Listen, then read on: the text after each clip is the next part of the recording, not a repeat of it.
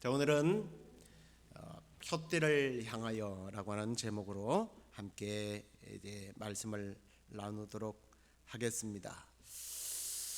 사도 바울이요, 이 표대를 향해 달려간다는 이 말씀을 통해서 제가 바라는 것이 있다면, 지금 내가 어떤 꿈을 가지고 어떤 인생의 비전과 목적을 가지고 그렇게 열심히 살아가고 있는지, 달려가고 있는지 여러분 자신에게 묻고 도전하고 또 결단하는 그런 시간이 되었으면 좋겠습니다. 사도 바울이요, 한때는 정말 자신이 열심히 그게 열심인 줄 알고 착각하고 예수 믿는 사람들을 핍박하다가, 또 핍박을 하기 위해서 여행을 하던 중에 예수님을 만난 후에 인생관이 완전히 바뀌어서 자신이 그토록 핍박하던 그 예수 그리스도를 전하는 그런 선교자의 삶으로, 순교자의 삶으로 살아가게 됩니다. 그런 삶을 살아가는 동안 참 여러 가지 고난을 많이 받게 되죠. 그러는 중에 동족에게 고발을 당해서 이제 재판을 받기 위하여 로마에 끌려가게 되고, 로마의 감옥에 갇혀서 빌립보에 있는 성도들에게 편지를 쓰게 되었죠. 근데 언제 죽을지 몰라요. 언제 형장에 이슬로 사라질지 모르는 그런 상태에서 누군가를 원망하고 불평하는 것이 아니라, 지금 내가 이 땅에서 죽어도 천국에서 눈을 뜨게 될 확신을 가지고 있기 때문에 자신은 기쁨이 넘친다. 그러면서 성도들에게도 너희들도 나와 함께 기뻐하자, 기뻐하는 삶을 살자 하고 부탁을 넘어선 명령까지 한 내용들을 우리가 나누어 보았습니다. 그리고 지난주에는 특별히 나는 예수 그리스도의 부활의 권능과 그 고난을 참여하기 위해서 좀 알고 싶다 하는 내용을 우리가 나누었습니다. 이 안다라는 것이 지식적으로 아는 것이 아니라 내 삶으로, 내 가족과 내 남편을 아는 것처럼 그렇게 더 깊은 관계 속에서 주님을 알고 그 주님의 부활의 능력이 현재의 나의 삶을 주장하도록 해야 한다라는 그 부분까지 우리가 살펴보았습니다. 자, 이렇게 예수 그리스도의 부활의 권능과 고난을 알고자 했던 그가 오늘 이어서 표대를 향하여 달려가자, 나도 달려가고 너희들도 달려가야 된다고 또 명령하고 있는 것을 보게 됩니다. 오늘 이 말씀은 이미 구원받은 성도들이, 구원이 시작된 성도들이 내가 구체적으로 어떤 삶을 살아야 하는가에 대한 도전이라고 말씀을 드렸습니다. 그 도전이 어떤 도전일까요? 첫 번째는 아직도 내가 완전히 이룬 것이 없다라는 것을 좀 인정하고 살아야 한다는 거예요. 빌립보 3장 12절 말씀 보시기 바랍니다. 내가 이미 얻었다 함도 아니요 온전히 이뤘다 함도 아니다 라고 말합니다. 자, 내가 구원받았어 라는 말을 우리는 가끔씩 듣게 되고 하게 됩니다. 그런데 제가 이제 구원에 대해서 설명할 때 이 구원이라는 것이 즉각적인 구원이 있고 점진적인 구원이 있다라고 말씀을 드렸죠. 이 즉각적인 구원이라고 하는 것은 내가 예수 그리스도를 나의 구주로 영접하는 순간 우리는 구원을 받습니다. 그런데 이 점진적인 구원이라는 것은 이 구원은 받았지만 이 미래에 완성되는, 천국에서 완성되는 구원이 있잖아요. 이 구원을 지금 구원받은 시점에서 그 완성될 구원을 바라보면서 그 구원의 과정을 계속해서 나아가는 것을 점진적인 구원이라고 그렇게 우리는 부릅니다. 이게 이렇게 이해하시면 좀 더 이해가 빠를 것 같아요. 아기가 태어나죠. 짐승은 태어나자마자 울고 달려가기도 하고 그러는데, 우리 사람은 태어나자마자 그냥 먹고 싸고 울고 하는 것밖에 몰라요. 그러면 인간이 아닌 거예요? 그렇게 부족하고 인간 노릇을 못하는데 오히려 부모님은 더 많이 사랑해요, 더 많이 보호해요. 그런데 문제는 자라가야죠. 이 아이가 태어나서 그대로 계속 머물고 있다면 이건 문제가 심각한 겁니다. 점점 자라서 성숙한 어른이 되어서 자기 자신을 돌볼 뿐만 아니라 다른 사람들까지 케어할 수 있고 좋은 영향력을 끼칠 수 있는 성인이 되어야죠. 바울이 지금 그걸 이야기하는 거예요. 그래서 바울이 10절에서는 알려고 한다라고 말을 하면서 12절에서는 아직 얻은 것이 아니다, 온전히 이룬 것이 아니다. 이게 무슨 구원이라고요? 점진적인 구원의 단계를 말하고 있는 거예요. 자, 그래서 바울이 지금 알기를 원한다, 온전히 이룬다라고 하는 것이, 완전히 이룬 것이 아니다라고 하는 것이 구원을 못 받았다는 얘기가 아니에요. 이미 시작된 이 구원이 완성되어져 가기를 갈망한다라는 그런 의미입니다. 자막을 한번 좀 보여주시고, 지난주에 신앙의 단계에 대해서 제가 말씀을 드렸습니다. 우리가 선택받았죠. 그리고 하나님께서 우리를 불렀어요. 소명으로 부르시고 그리고 살렸어요. 그러고 나니까, 살고 나니까 내가 죄인이라는 것을 깨닫고 회개하게 됩니다. 회개하고 예수 그리스도를 나의 구주로 믿어요. 그 순간 하나님께서 우리를 하나님의 자녀라고 선택했단 말이에요. 인정했어요. 삼으셨어요. 그러면 끝인가요? 아니죠. 그때부터는 우리가 성화되어져 가야 됩니다. 하나님의 자녀의 신분에 맞는 삶을 살아가야 된다는 거예요. 근데 이게 우리 마음대로 되느냐는 거죠. 안 되죠. 그러니까 하나님께서 강권적으로 성령님의 역사를 통해서 우리를 견인해 가시는 거예요. 그리고 마침내 영화의 단계에 이르게 한다는 거예요. 마지막 단계는 영화예요. 그런데 우리는 아직까지 이 영화의 단계에 들어서지 않았어요. 오늘 새벽에 우리 이영봉 권사님은 이제 그 영화의 단계에 들어가신 거예요. 하나님의 얼굴을 마주 대하는 단계입니다. 그 하나님의 얼굴을 마주 대하는 그 순간까지 우리는 이 믿음의 경주를 포기하면 안 된다는 거예요. 계속 달려가야 된다는 거예요. 어떤 사람은 세례를 받고 혹은 침례를 받으면 이게 다 끝난 줄로 알아요. 아니면 성경 공부나 제자 훈련반을 공부하고 나면 이게 신앙의 경지에 완벽한 성화를 이룬, 영화의 단계까지 이룬 졸업장으로 착각을 하는 경우가 있습니다. 그게 아니죠. 하나님께서 우리를 선택했고 그 과정 속에서 내가 예수 그리스도를 믿게 될 때 구원은 받았어요. 그러나 그것이 끝이 아니라 시작일 뿐이다 라는 것을 우리가 가슴에 품고 항상 경계하고 열심히 그 영광스러운 천국에 이르기까지 믿음의 경주를 감당해야 한다. 이게 온전히 이룬 것이 아니다라는 사도 바울의 권면입니다. 바라기는 저와 여러분이 하나님의 은혜로 시작된 이 구원이 천국에 들어가 하나님을 맞대고 볼 때까지 주님만 의지하고 열심히 달려가는 저와 여러분 되기를 주의 이름으로 축원합니다. 두 번째로는요, 이제 예수께 붙잡힌 인생을 살아가야 된다라는 거예요. 12절 하반절에 보면 오직 내가 그리스도 예수께 잡힌 바 된 그것을 잡으려고 달려간다, 이렇게 고백하는 것을 봅니다. 예수께 잡힌 바 된 그것을 잡으려고 달려간다. 이게 어떤 의미입니까? 세상 사람들은요, 모든 사람들은요, 태어나면서부터 뭔가를 붙잡으려고 해요. 그 아기를 보면 태어나면서부터 이렇게 막 붙잡고 나오더라고요, 진짜로.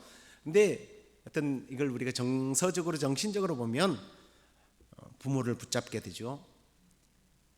이걸로 시작으로 해서 우리는 학력과 경험과 심지어는 돈과 쾌락, 어떤 사람은 약물을 붙잡는 사람이 있습니다.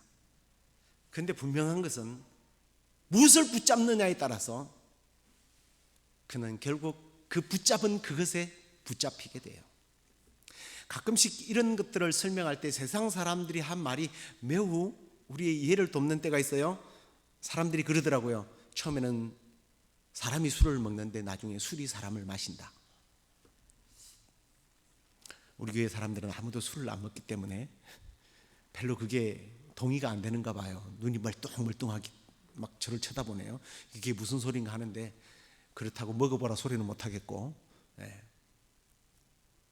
처음에는 마약을 했는데 기분이 좋았는데 결국 그것이 나를 붙잡는 거예요.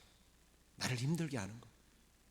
심지어는 그것이 나를 실패하는 인생으로 끌고 간다는 거예요. 지금 바울은 세상 사람들이 생각하는 어떤 가치, 즉 돈, 명예, 권력과 같은 것들을 나는 붙잡는 것이 아니라 바로 예수 그리스도를 붙잡고 살겠다라고 하는 고백을 하는 것을 봅니다. 예수 그리스도를 붙잡을 때 우리는 예수 그리스도에게 붙잡혀서 견인되어 가는 거예요. 천국으로 가게 되는 겁니다. 물론 문화와 돈과 지식과 경험과 같은 것들이 우리 생활을 풍요롭게 할 수 있어요. 불편하지 않게 해줍니다. 어떤 사람은 그것 때문에 행복하다고 말하는 사람도 있어요. 그러나 그것은 영원하지 못해요. 사랑하는 성도 여러분, 가치 없는 세상적인 꿈과 목표를 붙잡지 마십시오. 분명하지만 내가 처음에 그것을 붙잡지만 그것이 여러분을 붙잡고 인생의 태클을 걸게 될 것입니다. 그것 때문에 실패한 인생이라고 낙인을 찍히게 될 겁니다. 우리가 붙잡아야 할 분은 오직 예수 그리스도 한 분밖에 없는 줄로 믿습니다. 남은 인생 주님만 붙잡고 가시기를 주의 이름으로 다시 한 번 더 축원합니다. 세 번째로는요, 이제 과거를 좀 잊고 살라는 거예요. 13절을 보십시오. 형제들아, 나는 아직 내가 잡은 줄로 여기지 아니하고 오직 한 일, 즉 뒤에 있는 것은 잊어버리고 앞에 있는 것들을 잡으려고 달려간다라는 말을 합니다. 사도 바울은 자신이 했던 과거에 있었던 일들, 이걸 그냥 잊어버리겠다는 거예요. 그 앞에 우리가 나누었던 말씀 보면 자기가 쌓았던 학식이나 경력이나 자기의 혈연으로 태어날 때부터 가졌던 어떤 권력, 이런 것들은 배설물같이 버렸다고 그랬잖아요. 그런데 이 말씀이요, 우리의 삶에 주는 어떤 교훈과 유익과 역사의 유물과 같은 것들을 다 말살해버리라는 말은 아니에요. 무엇을 잊고 살아야 되는가? 두 가지예요. 첫 번째는 나의 공로를 잊고 살아야 해요. 지난날의 나의 공로를 팔고 그것들을 만족하며 살지 말라는 거예요. 내가 옛날에 말이야, 이런 사람이었어. 내가 금식기도 몇 번 했고, 내가 성경 공부를 이만큼 했고, 내가 옛날에 이 정도로 살았어. 근데 지금은요, 지금은 형편상 자기의 공로를 취하고 그걸로 자신이 어떤 사람인지를 내세우고자 하는 이런 사람들, 요즘에 젊은이들이 이런 사람들을 뭐라고 그래요? 라떼라고 불러요. 근데 좀 심하게는 뭐라고 불러요? 꼰대라고 불러요. 그걸로 젊은 사람들을 자꾸 회유하고, 너 잘못하고 있어, 나는 이렇게 했는데 넌 왜 그렇게 살아? 그러면 젊은이들은 지금 그렇게 사세요라고 이야기를 한다는 거죠. 과거의 여러분들의 공력, 그걸 잊어버리라는 거예요. 그걸 붙잡는 한 우리는 앞으로 나갈 수 없다라는 겁니다. 두 번째 잊고 지내야 할 것이 있다면 과거의 실수와 허물입니다. 다른 말로 말하면 죄책감이에요. 과거에 집착하고 매여 있는 사람은 대부분 앞에 있는 것을 놓쳐요. 내가 이 손에 뭔가를 잡기 위해서는 지금 잡고 있는 이걸 놓아야 돼요. 과거에 제가 컴퓨터 한 대를 고장 내놓고 이걸 고치느라고 별짓을 다 해서 고쳤어요. CPU를 시키는 막 이 팬이 막 돌아가는데 이게 고장이 나니까 컴퓨터가 자꾸 꺼져요. 그래가지고 제가 또 어떤 사람입니까? 선풍기를 켜놓고 그 컴퓨터를 하고 있으니까 지나가시는 장로님 왈, 목사님 이제 관의 뚜껑을 닫으세요 그러더라고요. 교회에서 사드리겠습니다. 관 뚜껑을 덮으세요. 그래서 제가 속마음으로 이런 말이 나올 때까지 내가 들고 있었습니다 했지만, 그걸 붙잡고 있는 한 새 것을 누리지 못해요. 사도 바울이 고린도 교회 성도들에게 이런 말씀을 권고했습니다. 고린도서 7장 10절, 하나님의 뜻대로 하는 근심은 후회할 것이 없는 구원에 이르게 하는 회개를 이루지만 세상의 근심은 사망을 이루게 한다. 세상에 지었던 죄와 나의 그동안 허물들, 이건요 나의 피를 말려요. 내 영혼에 그 어떤 유익이 없어요. 하나님께서 여러분의 죄를 책망하실 때는 회개에 이르게 하는, 생명을 얻게 하는 유익한 것이지만 그러지 않는 것들이라면 사망을 이룬단 말이에요. 과거에 허물과 죄책감들이 있습니까? 여러분들이 예수 그리스도를 영접하는 그 순간 우리 주님께서는 과거에 우리의 어떤 인류가 지었던 원죄로부터 내 피 속에 흘러내려오는 DNA뿐만 아니라 내가 저질렀던 지난날의 모든 죄까지 다 용서해 주셨어요. 근데 이 사죄의 은총을 벗어나서 기쁨으로 살아야 하는데 자꾸만 이걸 붙잡는다는 거죠. 그걸 아니까 사탄이요 자꾸만 우리의 실수들을 떠올리게 해요. 죄책감을 갖게 해요. 근데 그게 마치 양심이 살아있는 것으로 착각하는데 아니에요. 이게 점점 심해지면 열등감에 사로잡힙니다. 당연히 사죄의 은총을 누리지 못해요. 그것만이 아니에요. 이게 발전되어지면 예수 그리스도의 십자가의 공로를 부인하게 돼요. 예수님이 나를 위하여 십자가에서 죽으셨다는 사실을 부인하게 된다니까요. 영화의 단계까지 천국에 들어가는 그 표대를 보고 달려가는 사람은 나의 자랑이 아니라 예수 그리스도의 자랑으로 공로로 천국 가는 거예요. 나의 자랑은 버리세요. 그리고 더 나아가서 나의 죄책감, 실수, 지난날의 부끄러운 것들 다 예수 안에서 버리고 남은 여생은요 주님 앞에 서는 그날까지 구원의 기쁨을 누리는 저와 여러분 되기를 다시 한 번 더 축원합니다. 네 번째로는요, 이제는 참된 목표를 보고 달려가자는 거예요. 14절, 표대를 향하여 그리스도 예수 안에서 하나님이 위에서 부르신 부름의 상을 위하여 나는 달려간다.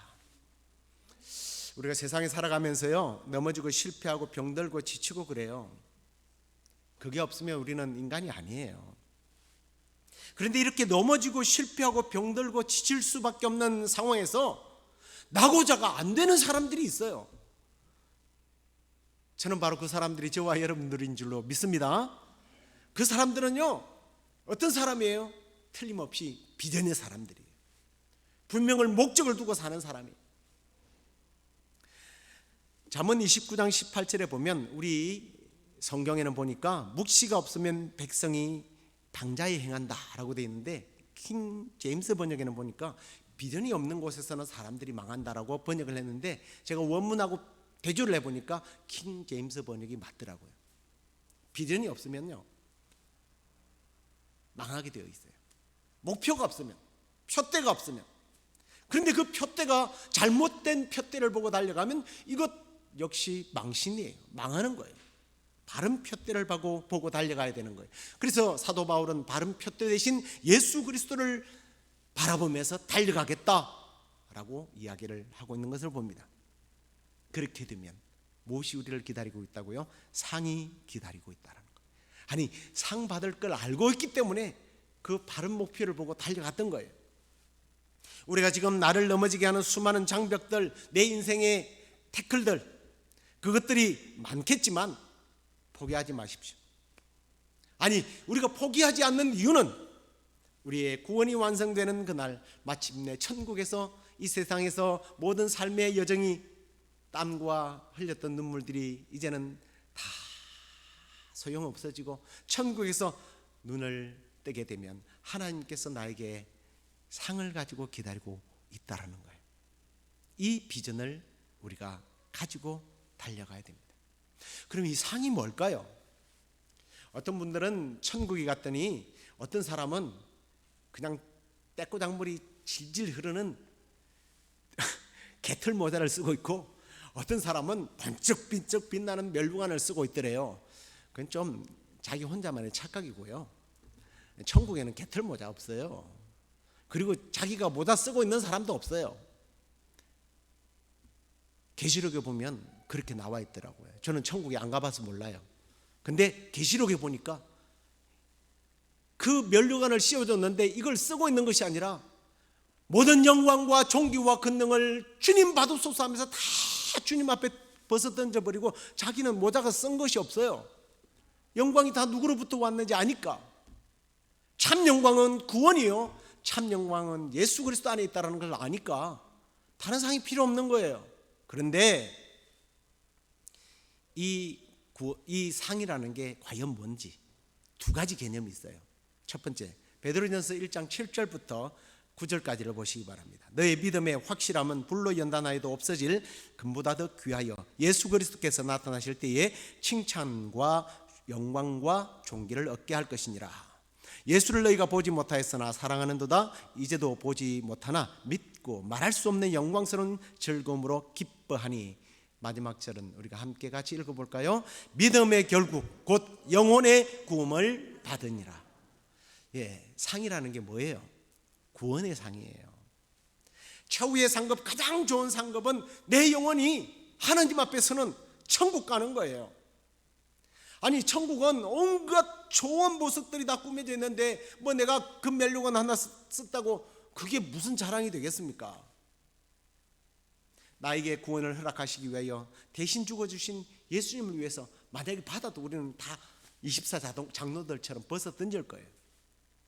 자, 그러면 우리가 이 땅에서 예수를 믿고 좀 더 내가 빨리 예수를 믿고 그때부터 열심히 교회를 섬기고 봉사하고 청소하고 성도들을 돌아보고 선교하고 그런 사람과 그냥 열심히 교회만 왔다 갔다 하는 사람과 상이 같을까? 만약에 같다면 나는 왠지 모르게 손해본 듯한 느낌을 받지 않겠어요? 괜찮아요? 말씀을 하나 볼까요? 과연 그런가? 고린도전서 15장 41절 우리 같이 한번 읽도록 하겠습니다. 해의 영광이 다르고 달의 영광이 다르며 별의 영광도 다른데 별과 별의 영광이 다르도다. 영광은 구원이라고 하는 영광은 같아요. 근데 그 영광이 성경은 다르다고 말하고 있습니다. 구원은 다 같이 받는데 영광이 다르대요. 이게 어떤 의미인지 아시겠죠? 우리의 구원이 완성된 그날 우리의 공로는 없습니다. 예수님의 공로밖에 없습니다. 과거에 나의 모든 허물까지 잊어버리고 열심히 신앙생활하다가 봉사하고 섬기고 선한 일 하다가 주님 앞에 섰는데 주님께서 다른 영광을 이야기하고 계신다는 거예요. 그게 뭘까요? 저는 안 받아봐서 모르겠지만 분명히 영광이 달라요. 우리는 그 영광을 바라보며 주님 앞에 충성하는 거예요. 그런데 혹시 이 가운데 아직 이 구원의 완성된 단계로 나아가지 못하고 매일매일 똑같은 10년 전이나 20년 전이나 지금이나 계속 악의 모습으로 머물러 있다면 자기를 돌아보셔야 합니다. 근데 저는 확신하는 것은 하나님께서 그렇게 내버려 두지 않는다는 거예요. 쳐서 복종을 시킵니다. 마지막 우리가 16절을 보면 오직 우리가 어디까지 이르렀든지 그대로 행할 것이라. 여러분, 지금이 시작이라고 생각하십시오. 과거의 기점에서 내가 이만큼 올라왔다가 아니라 나는 항상 이 지점에서 다시 시작하는 거예요. 이런 말씀을 들을 때 내가 과거에 이만큼 신앙생활 했으니까 괜찮아가 아니라 지금부터 또 시작이라는 거예요. 자만하지 말라라는 겁니다. 비교하지 말라는 겁니다. 그리고 혹시 다른 사람들과 비교해서 뒤처졌다 할지라도 낙심하지 마십시오. 부름의 완성이 될 그날까지 우리 하나님이 이끄십니다. 그 하나님의 이끄심을 믿고 오늘도 저 높은 곳을 향하여 쉬지 말고 열심히 달려가는 저와 여러분 되기를 주의 이름으로 축원합니다.